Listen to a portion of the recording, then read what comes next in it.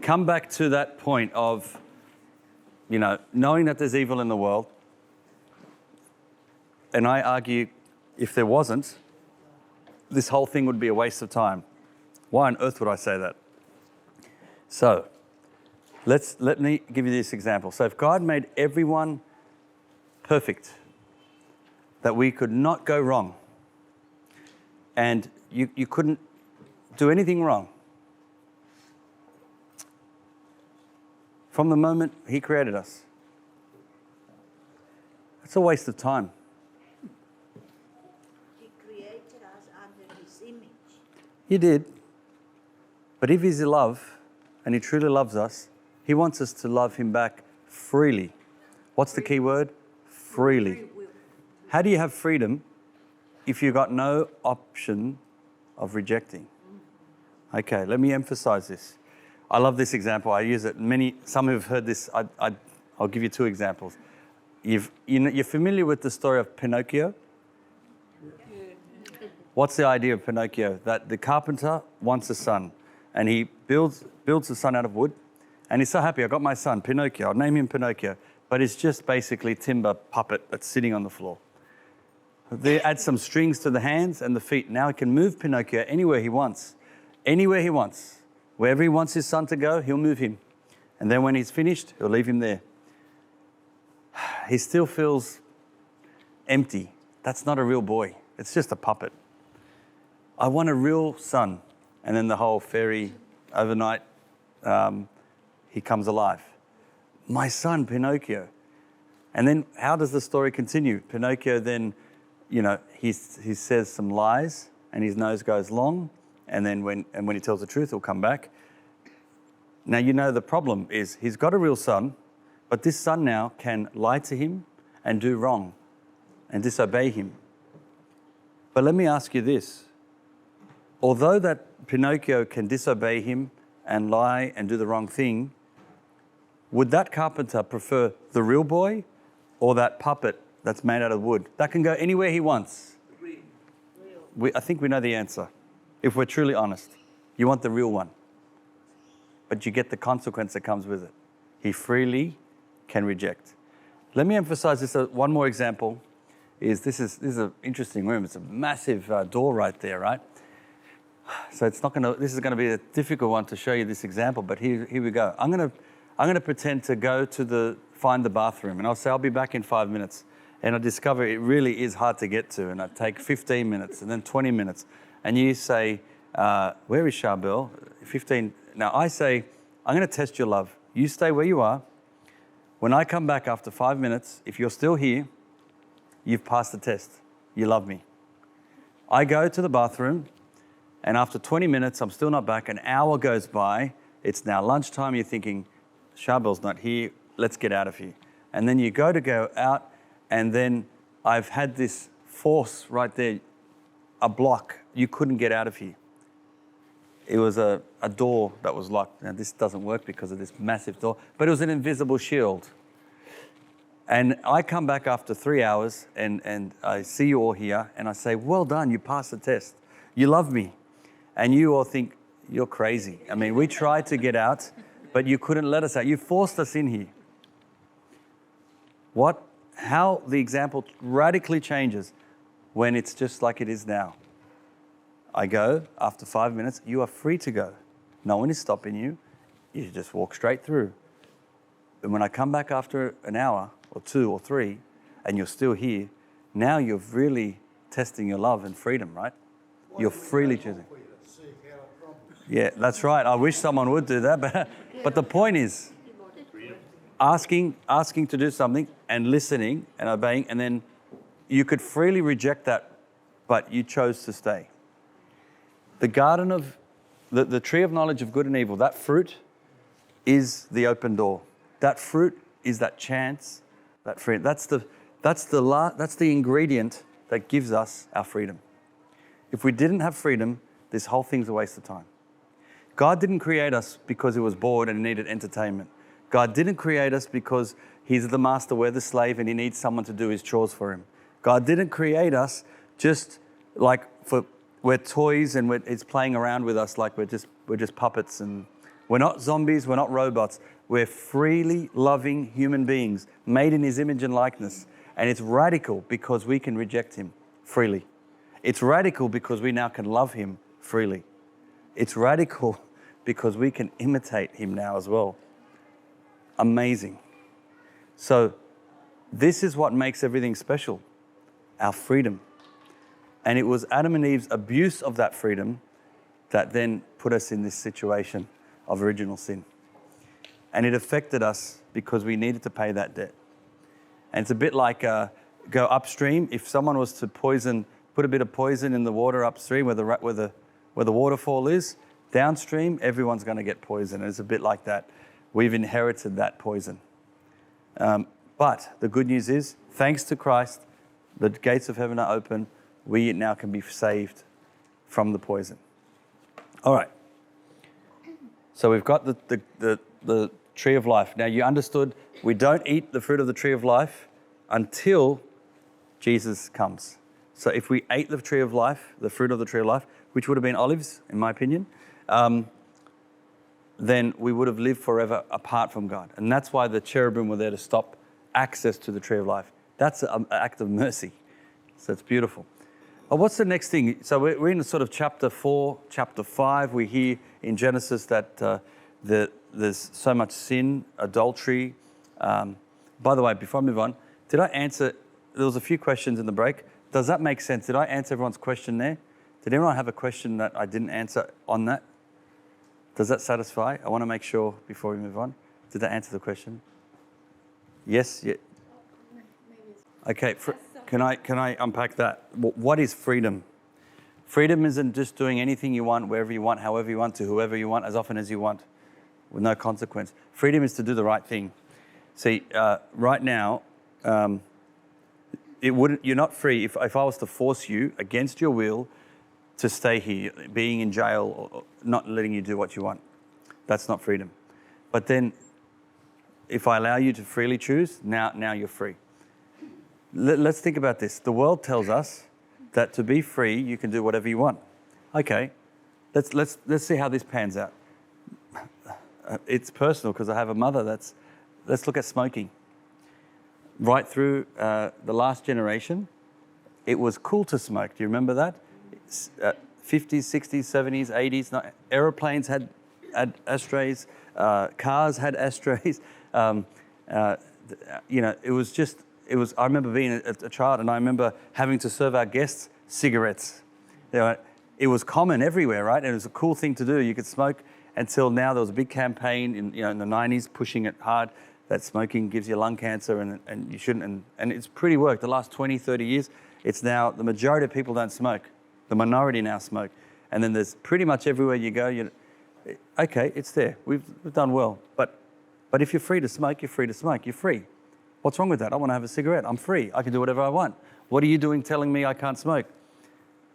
I'm not forcing you. Go for it. Smoke. But now what happens? I'll have 1 cigarette, 2 cigarettes, 3 cigarettes, 10 cigarettes, 20 cigarettes. Then I can't live without it. And I have my own mother who's been smoking all her life, got emphysema. She should be giving up and she's reduced, but she cannot break it. I want to ask you, are you free from cigarettes if you can't live without them? You're not free, are you? You are addicted. All you got to do now is replace the cigarettes with anything else. Alcohol, you're an alcoholic. Drugs, you're a drug addict. Food, where I think we're getting to a stage today. It's almost, I don't want to cross the line here, but we're almost glorifying food to the point where it's becoming a god in itself. It's getting a little bit on the edge there. This food is there to nourish us for energy, and it should be enjoyable, but not to the point where it's we've got reality TV shows about food. Then you've got video games. Absolutely, play video games. Nothing wrong with video games until you can't live without video games. And yeah, there's not just kids. This is not a problem for kids. There's older men are doing this. Music, love music. Absolutely love music. There's different types of music. But I remember there was times when I couldn't live without certain types of music, and I would put them in the wrong scenarios, and I had to break free and say, okay, no, there's a time and a place for the right type. Movies, entertainment. If there's a show you can't watch Are you free? I mean, you're free to watch it, but if you can't live life without it, are you free? And if you're honest, no, you're not. So you see, true freedom is to do the right thing. True freedom means you get to choose to do what's good for another. Ultimately, love is willing the good of another.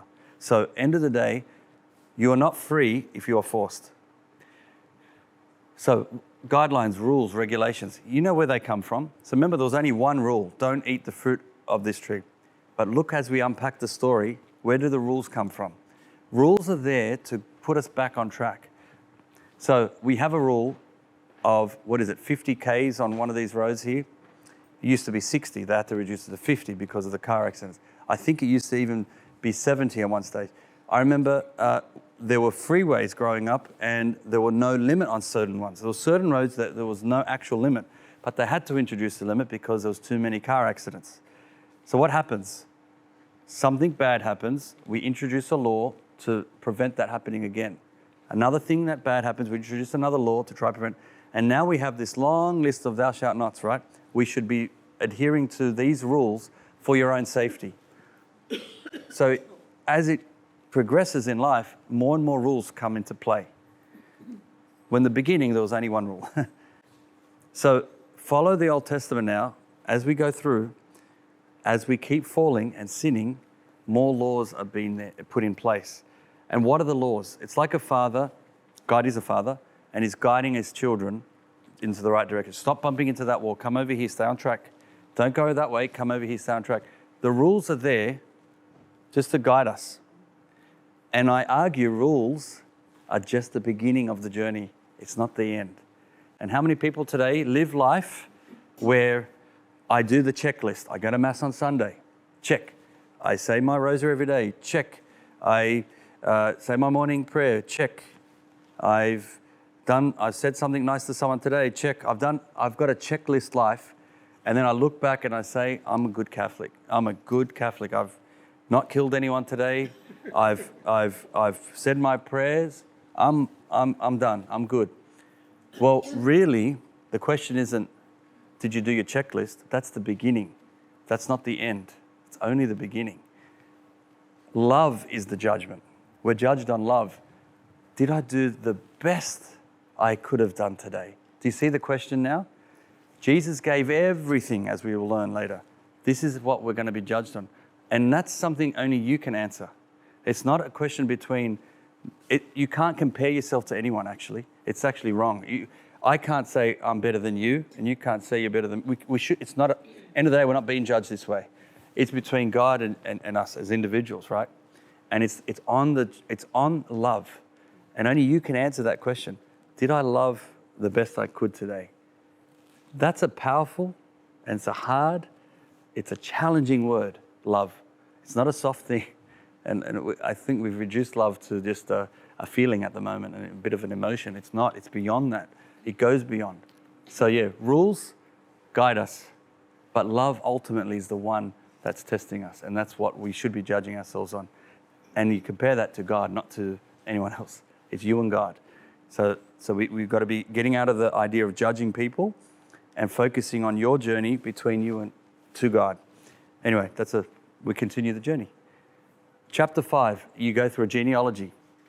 Chapter 6, God realizes, what have I done? He wants to start again, and we have the flood. Now, again, people get caught up here. They say, if God is loving, why is he wiping and killing all these people? The way this helps me is I know, and I hope you now know, life doesn't end here on earth. This is just a pathway. This is just we're on pilgrimage here. This isn't the be all end all. We have a beginning, we have an end. I can see various age groups here where we've had different birthdays, different amount of birthdays. There's only so many birthdays you're going to have before there will be no more birthdays. And if I can flip it around and say, the older you get in life isn't, it isn't that you're getting older and then it's over. You're getting closer to something else. That's the beginning of your real life. So think about this. We've had lots of babies, and it takes 9 months from conception to birth. How many weeks is that? 40 weeks. hold that thought. So we go there, and at the end of the 40 weeks, a baby is born.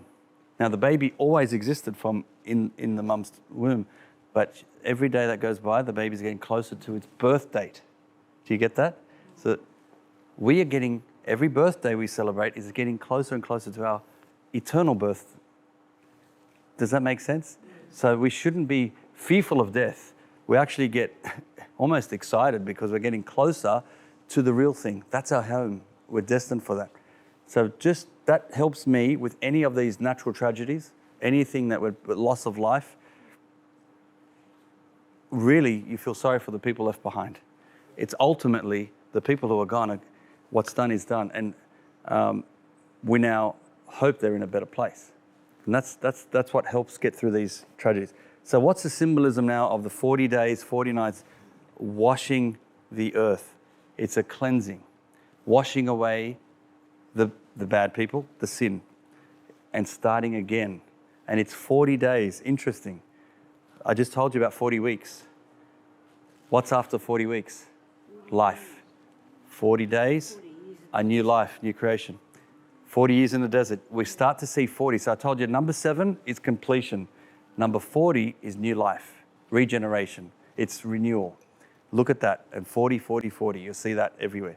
It's powerful. So at the end of this 40, so God goes to Noah. We're in the second covenant now, one holy family. And he asked Noah to build an ark. This ark is to have all the animals, and he has to get 2 of every animal, not just 1, 2. Scientifically speaking, you have to have 2. And then that's so we can repopulate the animal world. So then we see that he gets every type of animal. Now, on the ark, there's Noah, his wife. He has how many children? 3. All right, without looking at your timeline chart, what are the names of the 3 children? Ham, Shem, Japheth. Yes, Ham, Shem, and Japheth. All right, very good. They're married, they've got wives. So now we've got basically 4 couples on this ark. They'll repopulate the world. Interesting. So everyone gets washed away. If you look at it, Ham, Shem, and Japheth, we understand Shem, Jesus comes from the line of Shem. And you could trace that, I guess, populating the Middle East. Japheth and Ham, one populates like Asia and continuing on, and the other is, you got Europe, you've got Africa as well. So the 3 are repopulating the world. We're starting again. Does that solve the problem? Is everything perfect after that? No, because there's a scene that Noah falls drunk. So, not a perfect man. Supposed to be a prophet. But before we get there, what was the sign that we got at the end of the flood? There was 2 birds, a raven and a dove, but there was a branch that was brought. Olive branch. Coming, giving us a sign that would be the end of it. So he found land. So now, again, do I want to get caught up here? Some people really argue the world was flooded. Okay, was it the earth or was it the known world? And I think this is a question that's legitimate. Either way, it doesn't make a difference to the story or the reality of it. Truly believe there was a flood. Evidence of it is out there. It even pinpoints the location. And we know that the Euphrates River and apparently there's archaeologists looking at this. But I think it was probably the known world, meaning that region. Does that make sense? Yeah. I don't know if the globe, but anyway, that's just who cares? I mean, end of the day, it's the known world or the globe, but there was a flood. And the story doesn't get lost. It doesn't make a real difference because the world was only populating from that region anyway. There was probably no need to flood other areas if humans didn't get to the ends of the earth anyway. So we're still early on in humanity, according to the story. So does that make sense? So we've got Noah, falls drunk, and there's one son there. Well, he wasn't an alcoholic, but then in this case, he drank too much. Well, they made it, yeah. They came across grapes and then turned the grapes into wine and the wine. And so then Shem is the one that protects his father's dignity, Shem. This is the line Jesus comes from. So you're going to start noticing now the key people on the red line from the genealogy of Jesus are the ones who get either the firstborn blessing or the anointed ones. They're the ones doing the right thing. We'll continue. So now the earth gets populated. We fast forward. Is everything okay? No. Question? Sorry, I wanted to ask about the fact that they repopulated the whole earth just from those three couples, which means that they're all cousins. Cousins, yep. That's not unusual in your culture? No. Yeah. Yeah. But notice what happens. And scientifically, what happens? I think it's, what is it now? Is it fourth cousins? I always miss this, but apparently you've got to have if you're too close, it's something to do with the genes, right? So you have to separate. So have nothing wrong with back then, while we're still new, for being very close family. But obviously, as the world's getting populated, you've got to start distancing, and then you've got to have blood tests sometimes if you're too close and all that. So it makes sense. Question? Do you want to speak question about the fact that with all these covenants, like between Abraham and when we get to Moses, they're all seemingly born or intermarrying not even their cousins, their sisters or brothers. Yeah. What do you think about that? Early on, so again, before Noah, brothers and sisters, not a problem then. It happens in the animal kingdom. And so what it is in that time, not appropriate now, not appropriate in Noah's time. So as, again, in the early stages, it's called the Eve gene. It's quite fascinating. There's a gene where they've traced back that we come from one person, and they can trace where we've come from. You have to just understand, at the beginning of life, we lived longer, we were healthy, no disease, no sicknesses as we understand today. So we were fairly pure in the early stages. So what's wrong with that at that stage? But very quickly you start to have cousins, and you got, that's how it would naturally go. So there was no need to have brothers and sisters. You have to then move to cousins. Till today, there's still people that are having children with first cousins. I've got cousins who have married cousins, but and that's happening after all this time. But this would have been very early on in the story. Very quickly it becomes irrelevant. So I have no problem. Why does God continue to make covenants with these people in these relationships? There seems to be a bit of a theme. Now, is the question more about the way they live their lives? Not so much, just it seems to be a pattern of from Abraham before, so Adam and Eve into Abraham and his sister or half sister Sarah, and then Moses coming from an ancestral sort of. I think it's just interesting. Yeah. These covenant Moses he had Zipporah. His parents though. Okay. Yeah, there would have been cousins or half. Yeah, would have been close family, because till today it is a cultural thing that tribe people marry from the same village, or they trust the values and all that. So it is common that happens. Very Middle Eastern that happens till today. There are even regions I know of people who only stick to sort of their particular area, almost like neighbours, But no problem with it early on, and I think you'll notice later on it's not necessary to be. Incest is not really encouraged. It's not. It's really not not condoned, and so it becomes a sin. It is a sin now. Isn't it in the Bible when they say sister or brother that was a cousin? Absolutely. There's no word for cousin in the Bible. So when they say, there's no actual word in Hebrew, in Arabic, in Syriac, in all these Semitic languages, there's no word for cousin. They actually have to pinpoint, you are the son or daughter of this person who is the sister of this. So it's like spells it out. My daughter of my dad's brother. That's how it works. You don't say cousin, or akh. Akh means brother, sister. That's another one where we're connected, but it doesn't always mean blood related or always mean actual brothers from the same parents, if that makes sense. There's no word for cousins, so we have to look out for that. But no, very good. I want to continue though on the Tower of Babel. So we fast forward, we go up to the Tower of Babel. Where is the Tower of Babel? So if, close, yeah, if you look on the map, you'll see the map, it's up high. But what was going on in the Tower of Babel? They wanted to build a tower to get to God. What's wrong with that? Did they do anything wrong by doing that? It wasn't that their actions were wrong as far as building a tower, but it's their motives behind it. What was their motives? Pride. They wanted to do it on their own without God. They showed that, oh, we don't need God. We can get to him himself. I think it's a bit of an insurance policy. If it did flood again, we'll be right. But then they fall and they start to scatter. The Tower of Babel. All this, they're now speaking different languages.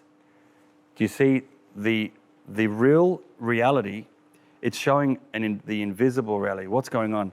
They can't communicate. They're not together. They're divided. That's exactly what's happening with their relationship with God. They're divided. They can't communicate. They're not communicating. Unfortunately, I think it's exactly what's happening to today. We're in the time of the Tower of Babel, funny enough, because we seem to speak a language which is supposed to be English, and we can't agree on what words mean. And I think you know where I'm going. What is good? What is beautiful? What is right? What is wrong? What is family? What is male and female? What is truth? Do you see? We can't agree. We're in the time of the Tower of Babel. We're speaking a language and we're not communicating. We're not linked. And we've got to pray for unity again here, because I think the reality is that we're missing it here. If we can't get language right, we're really not going to have a chance to heal. So we've got to get back on track here. Anyway, that's chapter 11 in Genesis. From that very thing, you think it's all hopeless. From that very spot in that area, God sends someone. And now we're up to the third. We're in the second part, the patriarchs. A gentleman by Abram. He later on will become Abraham. And yes, he marries Sarai, who becomes Sarah. They don't have children. God makes a promise. Now, chapter 12, you've got 3 promises. He will, and let me show you on the chart. It's really, really handy that it shows you on the chart, right there in this section, 3 promises to be fulfilled in the future 3 covenants. And we've got a land promise, we've got a kingdom promise, we've got a worldwide blessing. Well, in chapter 15, the land promise gets basically fulfilled through Moses. So God makes a covenant with Abraham, and this land is that promised land with Moses. Chapter 17, we've got the kingdom promise. King David obviously fulfills that. Then in chapter 22, makes a promise of a worldwide blessing. And this is one that really gets Abraham, because he's thinking, I don't even have my own child. How on earth can I have a worldwide blessing? But it's through Jesus Christ, who is here for everyone. And how does the story go? In their old age, they're trying to figure out, hang on, I want to have there's this worldwide blessing and I can't have children. How is this possible? And God there's a scene where God takes Abram outside and he says, do you see the stars? As numerous as the stars, that's how many descendants you'll have. And then the next verse, the sun sets. What's going on there? That's a nice little clue saying it was daytime, not nighttime. And he was saying, you see the stars? He can't see them, but are they there? Yes. Trust in me.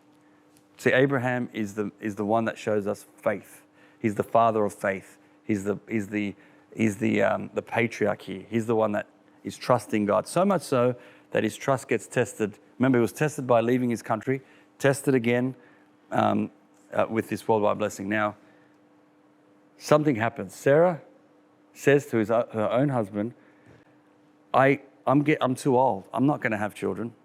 Listen, before it's too late, I think we've got to get on with this. If we've got any hope of having a worldwide blessing, can you please lay with Hagar, our maidservant? So it was common to have a maidservant helping around the house. It was like Abraham, he didn't argue. First time the husband listens to his wife. Anyway, but he goes and he does sleep with the maidservant. She falls pregnant. She has a son. That son's name is Ishmael. Ishmael's born. Is Sarah happy initially until she gets a bit jealous? This baby is attached to the real mother, Hagar. And then there's tension there. That should bother you, right? I mean, did Abraham do the right thing there? No, he committed adultery. Does he get punished in some way? Have you ever thought about that? Have you ever thought about that? Yeah. I think about it a lot. And I think there's a clue in the covenant. God asks of Abraham to do something. He does have another son, Isaac. But before we get to Isaac, in between Ishmael and Isaac, there is a weird request. Kill the son. Yes, it's about killing animals. I'm going to talk about animal sacrifice. Sorry? Yeah, no. Have you ever heard about, what about circumcision? I require every male to be circumcised. Excuse me, Lord? Why? Why? It's the cutting of the foreskin, flesh, shedding of blood. But why that part of the body? It's the organ that gives life. It's the one he actually abused. He misused. I think there's something in that. There's a reason why he had to be reminded, I'm not going to take matters in my own hands anymore. May I never disrespect life. I'm not the author of life, God is. And may I stick to the author of this. So that is a reminder, shedding of blood. I'm not going to mess with this organ. And every man has to do the same. I think there's something in that. And then we have Isaac being born, my real son. And then he grows up and he has to do the unthinkable. He's asked by God, this loving God, this almighty, merciful God, to sacrifice his only son. After everything we've been through, Lord, are you serious? Yes, take him up the mountain. And he trusts. And he goes up and Isaac has wood on his back. And he's asking his dad, where is the lamb? And he says, God will provide the lamb. And we go up the mountain and there he is on the altar. And the son is there. And Abraham's about to sacrifice his son. And the angel stops him. You have found favor with God. Do not kill the boy. And then there's a ram that's provided. Not a lamb, but a ram. So another little interesting thing here is what we see is a parallel or typology here, where we have a father with his son going up a mountain. The father is going to give up his son. The son's going to go up. He's carrying wood on his back to his own death. And the lamb is supposed to be provided. Does that remind you of another son, another father who loved us so much that he sent his only son to the world? And that son carries wood on his back, up a mountain, to his own death. Instead of having a lamb provided, he becomes the Lamb of God who takes away the sins of the world. You see, it's a beautiful parallel, and it's a fulfillment of that first one. And this is what we call typology. We start to see that there's a link here so you can foreshadow in the future. So we're going up Isaac. He doesn't get killed. Continue. Now, Isaac, and you keep going with the story. We're in Genesis here. We're at 22, 23, 24. And you keep reading through the 20s. Abraham dies in old age. He actually does remarry after Sarah. There are other kids there too. But I want to move into Isaac now. Isaac gets married to who? Who's his wife? Starts with R. Rebecca. They get married. Okay, then they have twins. Who are the twins? Esau and Jacob. So this is quite interesting. Remember, the firstborn is respected in a unique way. So does Jesus come from the line of Ishmael, the firstborn, or Isaac, the firstborn from Isaac, because he's from the marriage. So it makes sense. Ishmael, later he goes off to Egypt and becomes what we understand is the father of the Arab people. So Muslims today would trace the lineage from Abraham through Ishmael till today. So they get the lineage, interestingly, a little bit off there. We follow Isaac. But then we are all Jewish. Yeah, well, hold on. We're following the Jewish faith here. We'll get there. So now these twins are born. Esau is first, comes out first, so he's the firstborn, and then Jacob is born. Okay, so we've got twins. But then they grow up. What typically should happen is the firstborn gets the blessing, and it's a twofold blessing. It's the spiritual blessing, passing on the family name, and then the practical part is the inheritance. And the firstborn will typically get double portion, double inheritance. This is what would happen. Now we get to the stage, there's a funny story where Esau is out working, and then with the mother's help, funny enough, Rebecca is telling Jacob, prepare food. He makes a bowl of lentils, and so it smells tasty. Esau's had a big day at work. He comes back, and then he says, "What is that?" He goes, "Bowl, give me some of that lentils." And Jacob is like, "Hold on, I'll give you some of this. Give me your blessing."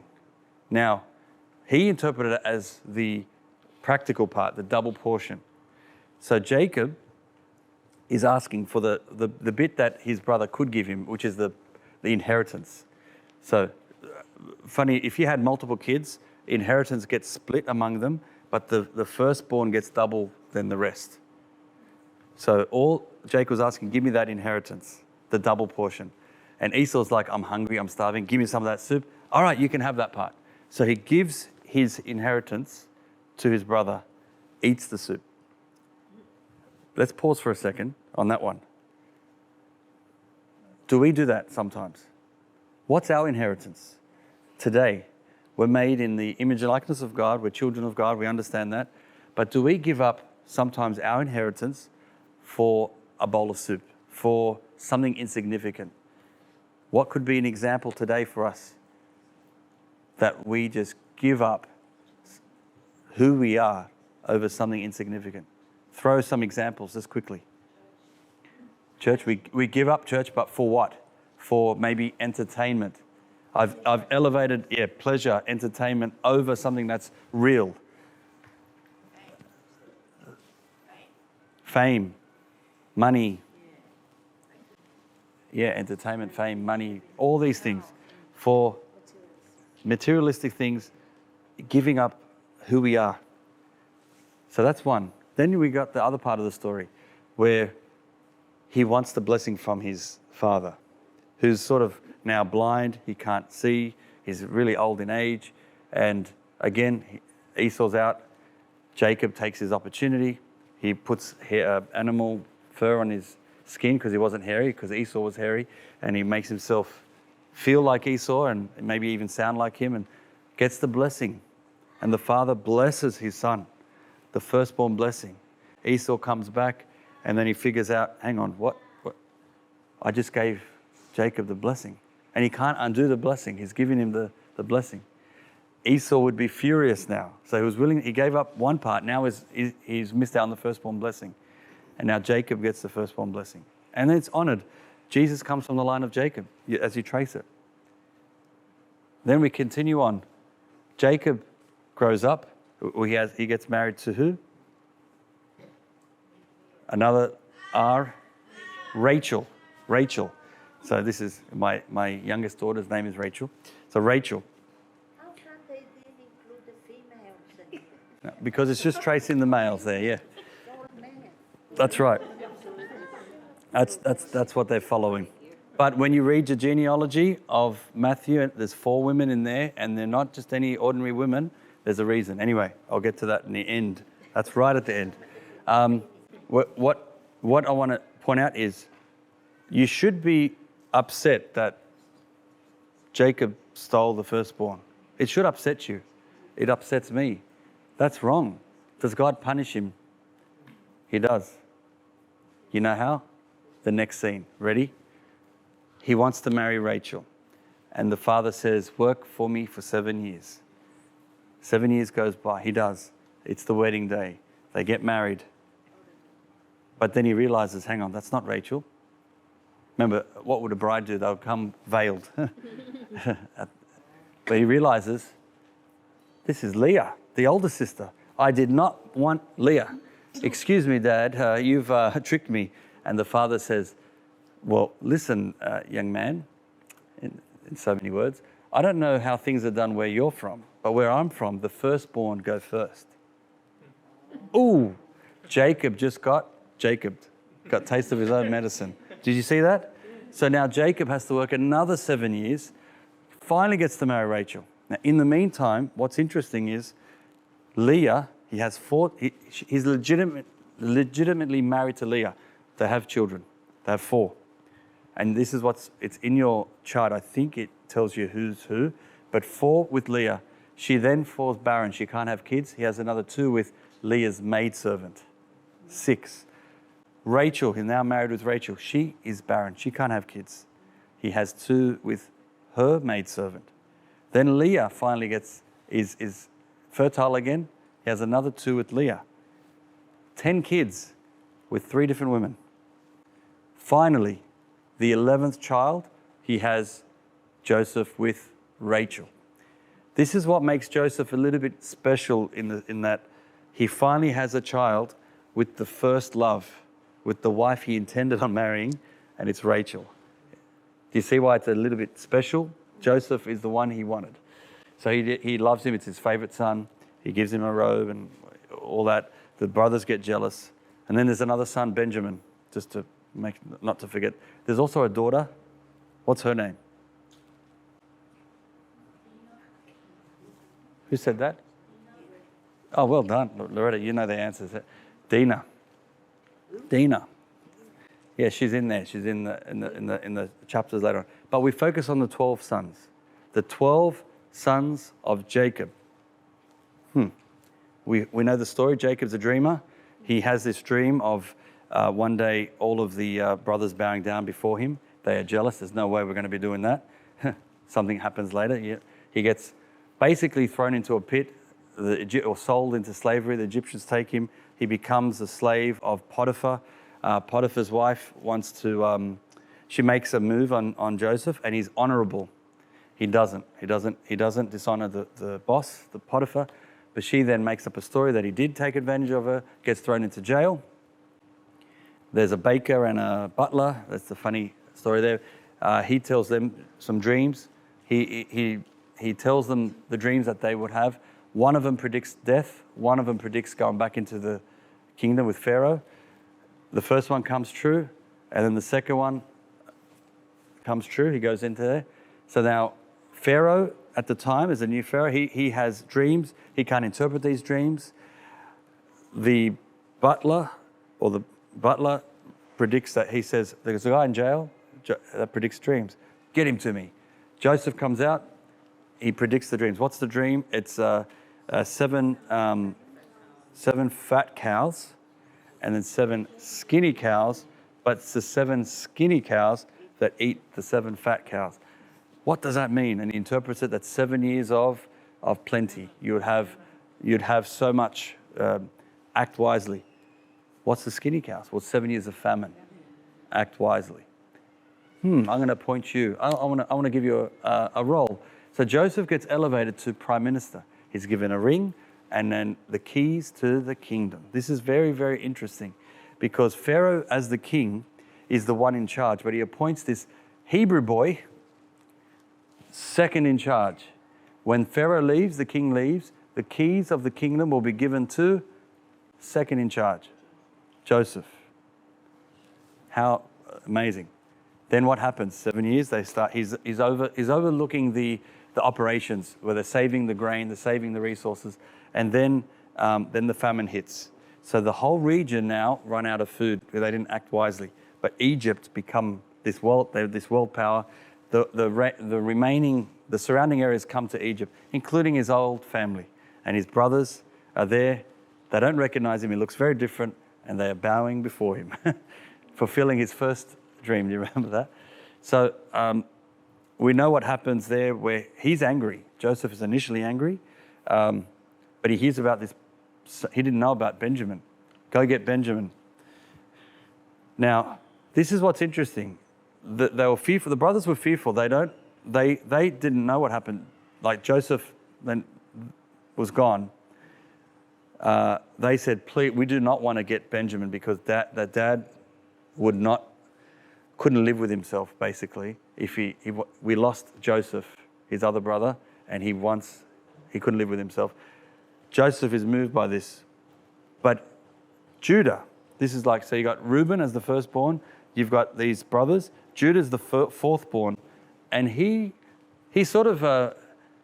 pretty much tells Joseph, "Take me. I don't want anything to happen to my brother Benjamin." And he's willing to basically give up his life. He's willing to sacrifice himself in order to save his brother. This is a Christ-like act. This is an act of love. And this is what's interesting. Jesus comes from the line of Judah. And we understand it's probably because of this act that Judah actually gets part of the blessing. Remember, there's two parts of a blessing. The firstborn, it jumps over Reuben, jumps over the others. It goes straight to Judah. That's the lineage, that's the blessing. But then Joseph should be getting something. He does. It's the second part of the blessing. That's the inheritance. He gets double portion.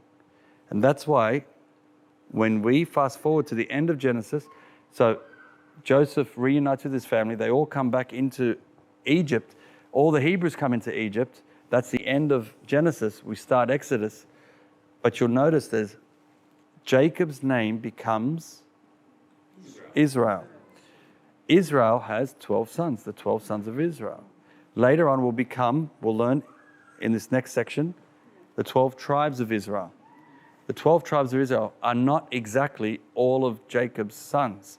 There are 2 sons, so there are 2 missing, Levi and Joseph. Why is Levi missing from the 12 tribes? You know the answer. Yes. They need the priest. So when we get into Exodus, we'll know that the priestly tribe is the one to offer the sacrifice on behalf of all of them. They need the priest to act. So they actually are sort of in all the tribes. They don't have their own tribe. What about Joseph? Why is he not there? Joseph should have his own tribe. Yes. Joseph has 2 sons. Because he gets double portion, it gets split with his next 2 sons, Ephraim and Manasseh. So then when you go for the tribes of Israel, you'll have, when you take Levi out and Joseph out, that goes from 12 to 10, and then the 11 and 12 get replaced with the 2 sons of Joseph. Make sense? All right. It took me until my adult years to understand all that stuff. So it's really amazing. So now we're into Exodus. And how does Exodus start? Exodus starts with another Pharaoh. We're told right away there's 400 years of slavery. The Hebrews are in. And this new Pharaoh is fearful that the Hebrews are more numerous than the Egyptians. And they're starting to intermarry. And if there was a breakout, if there was a war, the Hebrews could pretty much win the war against the Egyptians. So we better slow this growth down. Let's kill the firstborn boys. Kill the boys. Moses is born. Moses literally means Moshe, taken out of the water. That's his name. Musa, Moshe, different names, different languages. But he's put in a basket. The word for basket is ark, and he's gone down the river. His sister Miriam follows him, ends up going into Pharaoh's daughter, finds the basket, the ark, with a baby. She adopts the baby. Interesting, just symbolism there. Mini ark. The first ark, those who are on the ark will be saved. Those not on the ark will not be saved. This little baby ark, he's on the ark, he's going to be saved through water. Symbolism, again, water. I didn't touch on this, but water washing away in the first Noah's ark, washing away of evil, washing away of sin, water, washing, baptism, right? New life. Again, type of baptism. So anyway, we get to there, he gets adopted, he becomes the Prince of Egypt, and then he's, for 40 years, he then sees, he realizes he is a Hebrew, he sees that, this is Moses, he sees the way the Egyptians were treating the Hebrews, and he feels sorry for one slave. He pushes, depends on the translation, he pushes the Egyptian, kills him, and then he's fearful of his life and runs away. So then we've got 40 years in the 40 years out. So he's 40, goes away for 40 years. Now, in that 40 years, he meets Zipporah, he gets married, he has kids, but he also now, I want to get to this part, he meets God. So we have this scene of the burning bush. And the scene is funny because he sees a tree, it's burning, but it's not being consumed. So it's interesting why that detail is important, because this is there. Moses, don't come any closer, take your sandals off, you are entering into holy ground. Beautiful fun fact here, the Coptic church, if anyone knows any Coptic Catholics or Orthodox, they take their shoes off if you enter into the sanctuary. You're entering into holy ground. So it's a beautiful thing linking to this. So Moses is seeing this burning bush. Who are you? And then God says something really weird. Like, who should I say? First of all, God asks him to go and tell Pharaoh to let the people go, let his people go. But I need a sign. And then he puts his hand in his robe, comes out, and he's got boils on there, and then he puts it back. There's a miracle. He also has a sign with a staff, turns into a snake. Okay. But then Moses is asking, who should I say sent me? Tell them I am sent you. I am. In English, we just sort of, what does that mean, I am? I mean, is that a name? I am? I used to struggle with that, actually. I am. It feels sort of nothing special. I am. Okay. Well, it's the forbidden word, actually. The Jewish people would not say that word because it's a revelation of God. Yahweh, I am. Just want you to think about that for a sec. It's actually a very powerful name. Let it sink in. What does I am mean? I am. Self. I am. Notice the tense. There's no past tense. There's no future tense. Yes. He just is. Because God is outside of time, God is eternal, it's teaching us a very deep truth about who God is. I am. I am. And when you start seeing in the future, as you go in the Gospels, Jesus, I love this. He'll say in the Gospels, before Abraham was, I also existed. No. Before Abraham was, I was around. No. Before Abraham was, I am. He uses the actual forbidden words. That's what freaked out the Pharisees. Whoa, you just said the forbidden word. Let's stone this man. And he does it multiple times. He actually says it in the Garden of Gethsemane.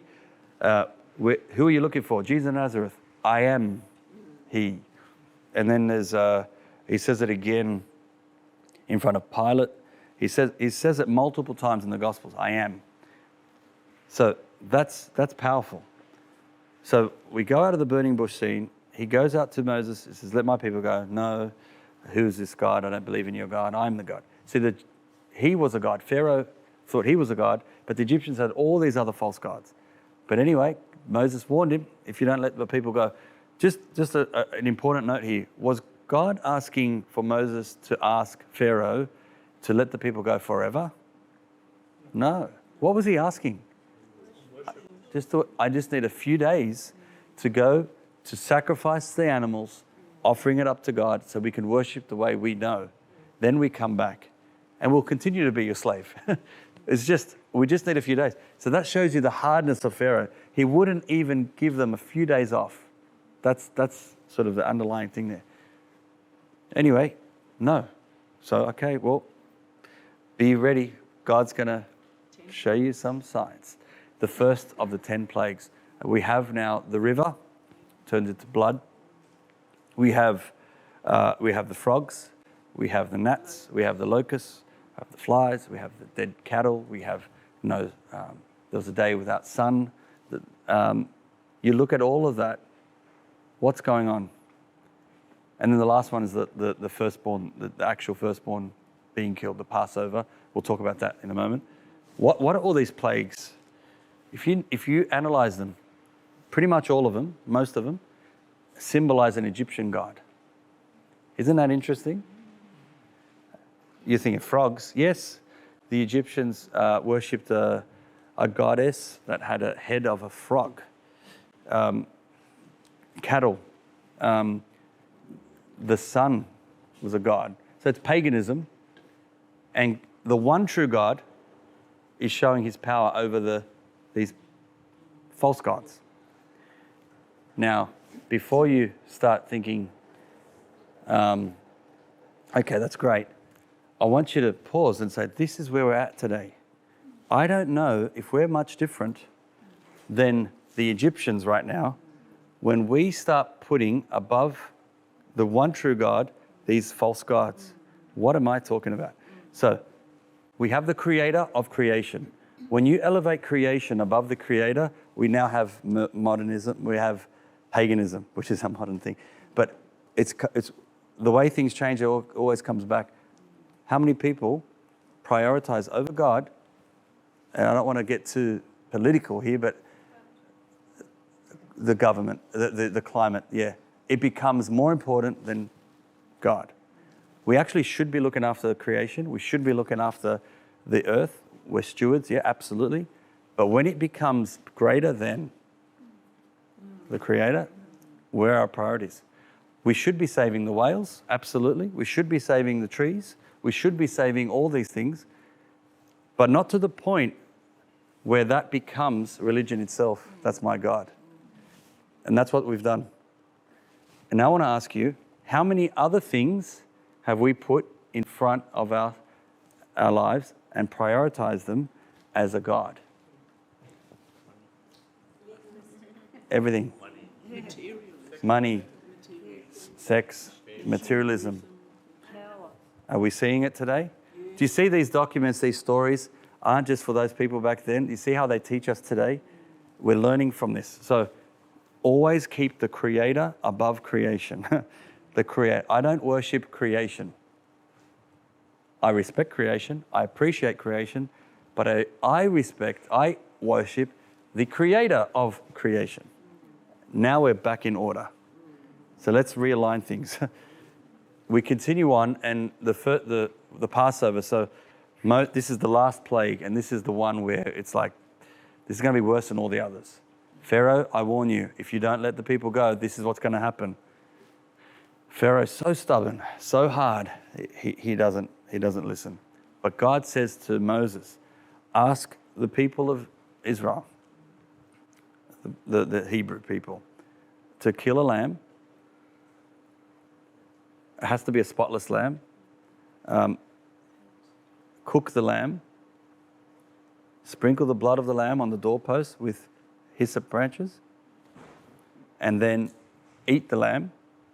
And if you do all that, at night, at the hour of darkness, which we know is midnight, at the hour of darkness, the angel of darkness will come and pass over those homes that have the blood on the doorpost. And that's what happens. So those who did that, the boys survived.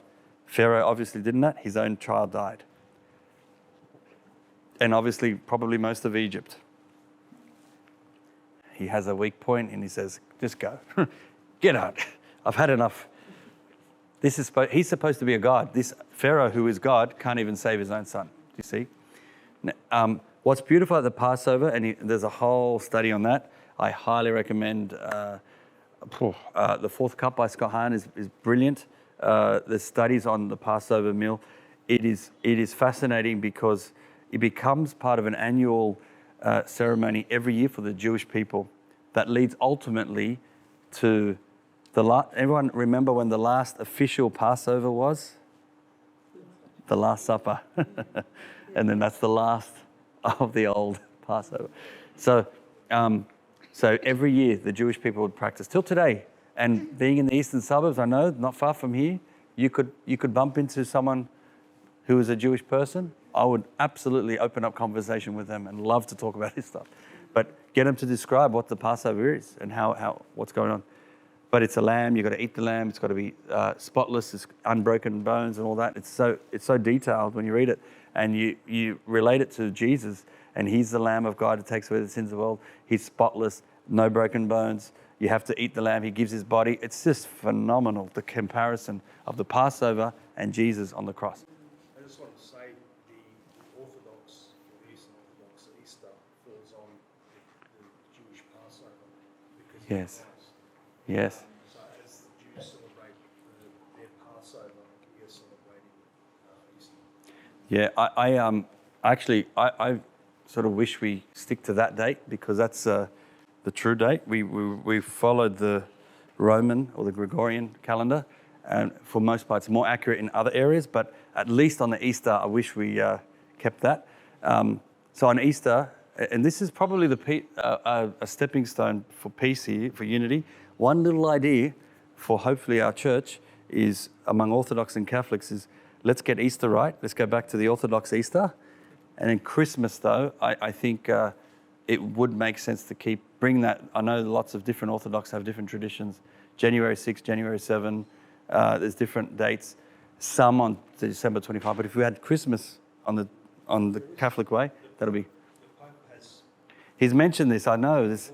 I'm praying about this. Please pray for unity among the Orthodox, because if we can breathe with both lungs properly, so very good. That's not for now, but it's a fascinating thing. Let's continue. Where are we? So Moses now, the Exodus. This is the idea of the book of Exodus. They're about to leave Egypt. They take everything. What a process they have to go through. They get to then the Red Sea, and they can't cross. Moses, you set us up. And then Pharaoh sends the chariots, and they're like, you set us up. We're doomed. We're going to die. And interesting, God performs another miracle. There is the flame, the fire, that stops them from coming. I mean, we just gloss over that, but hello, what's that about? God is constantly performing miracles. I just don't want you to miss that. And then eventually they come to chase him, and Moses he crossed the Red Sea, so it divides, and then they get through. So they have to go from what represents slavery, Egypt and slavery, 400 years of it, crossing through water to get to the other side into freedom. That's what this is about, from slavery to freedom through water. Baptism again. Slavery of sin, we cross through water, baptism to the promised land. What's our promised land? It's heaven. So that's another type of baptism. Now, we know what happens. They get washed away. The Hebrews make it. They get to the other side. But they don't actually, it's not the promised land yet. They're on their way. They could have taken the shortcut, but in the end, they didn't trust God, and they took the long way. That took 40 years. And this is where it's fascinating. We're now at the end of one era, and we're going now into the desert wanderings. It's like the next Bible period, and we'll end on this before lunch. But first of all, slavery, Egypt. That process of crossing the Red Sea, leaving Egypt, I would say it was easier for the Hebrews to leave Egypt, crossing that Red Sea and all of that. And you're about to discover it's a lot harder for Egypt to come out of the Hebrews. And I'll say that again. It was easier for the Hebrews to come out of Egypt. It was a lot harder for the Egyptians or Egypt to come out of the Hebrews. You'll answer it in a moment. As we continue the journey, they start complaining and whining. It's hot, it's dry, we want water, hits the rock. because Moses hit the rock twice. He didn't trust God, so he's not going to get to enter the promised land. But anyway, they got water, and then they continue. We're hungry, and then there's the whole manna from heaven. Every day, manna's coming down from heaven, and they eat it. That's fascinating, the manna from heaven. We'll hear later that Jesus will call himself the new manna. But anyway, here it is. And then we continue on. Oh, we're sick of manna. We want meat. All right, stubborn people. Meat falls out of the sky through quail. Quail starts falling out of the sky. More miracles after more miracles after more miracles. How many signs do these people need to see? And we continue the story. We have a part where Moses now goes up a mountain, Sinai, 40 days, 40 nights, and he gets to meet God again. This time, it's the 10 Commandments. So the 10 Commandments are given on 2 tablets, we're told. And then after 40 days, 40 nights, in that time, he comes back and he sees the people he left having this big party, worshipping a golden calf. You remember all that? Oh, boy. He breaks the tablets. That's the guy who gets the second set. Anyway. The 10 Commandments. Can we just stay on this? What are the 10 Commandments? Do you know the 10 Commandments? Yeah. All right, let's go. What's the first one? The first three about our relationship with God. Absolutely. How their relationship with one another. Absolutely. Beautiful. So now you know that. Can you name them in order from 1 to 10 in order? That's a great start. I am the Lord your God. Beautiful. Have no other gods before me. 2. There shall. Thou shalt not have. I'm not here to embarrass you. No. Graven images. Yes, I have. Yes, we're still in the first. So the next one. I am the Lord thy God. Thou shalt not That's all part of the first one. have Second one. strange gods. Take the Lord in name. Do not take the Lord's name in vain. And then honour the Lord. Worship the Lord. The Sabbath. Keep the Sabbath day holy. Sabbath day. Okay. Very good. Yeah, almost there. Number 4 is honor your father and mother. 5, thou shalt not kill. Thou shalt not commit adultery. Thou shalt not steal. 8, don't covet your neighbor's. Thou shalt not bear false witness to your neighbor. Don't lie. 9, wife, and there it is. 10, you passed the test. Some of you. Yeah. Now, Jesus asks us, what do I have to do to be saved? And he says, keep the commandments. How can you keep the commandments if you don't know the commandments? So let's remember the commandments. From age 3, and now the kids knew the commandments. It's sort of, I had to keep reminding them, but when they become teenagers, they sort of don't practice, but I've got to get back on that. But age 3, a 3-year-old can remember this. We forget them. Now, why are they important? At face value, the commandments seem very basic, very simple. Now, a lot of people agree, all Christians agree, even some Muslims actually have their own understanding of it, and Jews. This is interesting. Live the commandments, okay? I know there's a little difference between some of the Protestant Bibles and the Catholic ones, but ultimately, they're the 10 Commandments. What's wrong with them? Nothing. They're simple. But let me ask you this. They're so basic, it's like, all right, Moses, they feel like there's that part, but it's basically the natural law. It's common sense, actually. So if there's a God, worship the one true God. Don't have these pagan gods. Don't have these false gods. Worship the one true God. But why would God have to spell it out on a stone for Moses? Because they weren't doing that. I want to show you something. We might think, oh yeah, I follow the 10 Commandments. So do you kill? No. I don't steal. I don't commit adultery. I honor my father and mother. I'm pretty good. I do go to Mass on Sunday. I'm keeping this. So you look at them at a quick face value.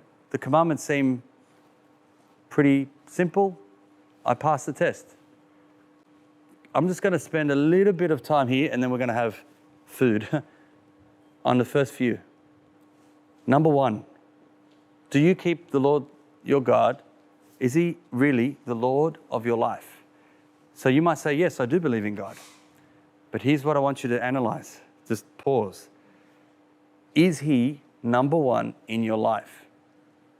Do you see? If God is not first in your life, then he's not really your God. in that sense. You're not treating him as your God. I am the Lord your God. You shall have no other gods before me. Before me. Key word, before me. We are putting so many things before God, aren't we? Smartphones, top of the list. Oh, the way that's coming in. Nothing wrong with smartphones in themselves, but they become a tool that just consume us and distract us. So just make sure you're in control. It doesn't control you. Money, our job, our fame, our name, our reputation. Do you see where I'm going? So when we start putting things before the one true God, that very thing becomes your God. You're now worshiping false gods. We become pagan. So let's stay focused. There's one God. He needs to be Lord of our life. Otherwise, he's not Lord of our life. He's not number one. So we break the first commandment. Second one, don't take the Lord's name in vain. Basically, it's not just saying, don't swear to God. I know a lot of people use that example. And Jesus does say, don't promise and all that. Don't make oaths. Just let your yes mean yes, your no mean no. Absolutely, there's that level. I'll just say on that point, we shouldn't be doing that. We should just be honest. Yes mean yes, no mean no. As primary school, and maybe some teachers remember, or you when you were a primary, when we used to say, I'm telling the truth, I promise I'm telling the truth, and then we go to the next level, we say, I promise, I cross my heart, hope to die, stick a needle in my eye. If I lie, I shall die. Excuse me, do you know what you're doing? You're basically making this oath over some little petty thing in the playground. Be very careful, kids. Don't wish that on anyone. You're making this oath that's calling upon God as your witness and you're willing to basically lay your life down for whatever this petty thing is. And Jesus just says that your yes mean yes, your no mean no. So anyway, don't go that far. Don't swear to God. Bring him down and take his name in vain. But also trust in him. He is the Lord of your life. He's there, like Abraham and Moses, all these characters. Third one, keep holy the Sabbath day. And absolute huge debate on how do we treat the Sabbath day. It's the day set apart from the rest. What are you doing on now Sunday? Nothing wrong with that. We are Christian. We worship on Sunday, not Saturday anymore, because Jesus rose on Sunday. It's not that we go from day 7 back to day 1. We go from day 7 to the next day, day 8. Number 8 means eternity. And so Jesus is now born on the first day of the week. But have you ever noticed the Jewish people celebrate 8 days? We call that an octave. Wedding feasts go for 8 days. Easter and Christmas go for 8 days. It means eternity. The number 8 is that infinite number. 7 is completion. 8, and video games have it and all these other places. 8 is eternity. Jesus is resurrected basically on that 8th day, if you think about it. So Sabbath day, now it's a Sunday. What do I do on Sunday that's separate to the other days? Ideally, if you can help it, and depending on your career, shouldn't be working. But if you are in hospitality, for some, that's where the great debate is. If you are in the hospital, in the ambulance, if you're a police officer, fire brigade, we need certain services that have to operate. So they have shift work. And so that's where we need to make, first and foremost, worship on Sunday. Go to Mass. and then what else could you do on Sunday? And just we haven't spelt out exactly what that looks like. But what it should be is really a day that you do dedicate a little bit more to God than any other day. So if you're watching a movie, maybe think of a movie that is a little bit uplifting to God. If you're listening to music, maybe on that day, try to listen to uplifting music that is good for the soul.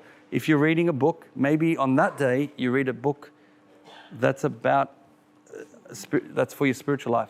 You know what I'm saying? So meet people, absolutely, engage with people, meet family, do all that on a Sunday. But any unnecessary work, we shouldn't be doing it. So try to set that apart. Honor your father and mother. Yeah, I respect my parents. That's also symbolic of those in authority. The government, okay, debate again, if they're doing the right thing. But, you've got to be obedient, pay your taxes, do all those things. That's all under this commandment. Don't kill. It's not only about shooting or stabbing or all that. It's do you even wish harm on someone? And if you look deep down, are you wishing harm on anyone? So, and before we sometimes we say, yeah, I'm okay, I'm free from that. Well, I'll say a couple of words, a couple of names. Let me say the word Donald Trump. And then something might stir you up. And then if you find that you go to a place where you find pleasure in that man being harmed, look at your conscience. If you start looking at anyone, Osama bin Laden, if again, what you want to do is, I'm talking about murder here. I'm talking about not just killing. There's a whole debate on war, and I know we've got to have a break soon, but understand killing, if you even will, through hate and through violence, even the willing of it, that's just as bad. That's pretty bad. Now, we have to discuss that more, and we have to do that after we come back. But then again, stealing, making sure it's not just big things, it's little things. Lying, being honest, don't cover your neighbor's wife. So an adultery, again, Jesus says you commit adultery in your heart if you're even looking, and basically fantasizing and all that sort of stuff. And then goods, don't be jealous of others. Be happy with what you got. So the 10 Commandments, if you analyze them closely and apply it to your everyday life, you might find we probably break half of them every day. So it's a great examination of conscience to go through the 10 Commandments every day before you sleep and just be honest with yourself. And again, it's between you and God. It's not between me and you. It's between you and God. And you go through it and say, am I being the best I can be today? And you'll be surprised. And then you just say, sorry, and you move on. So I'm going to wrap it up there because food is now hot. But when we come back, we'll take about, is half an hour enough time? Is 30 minutes good for lunch? And we'll come back at 1:30 and we're going to continue the journey.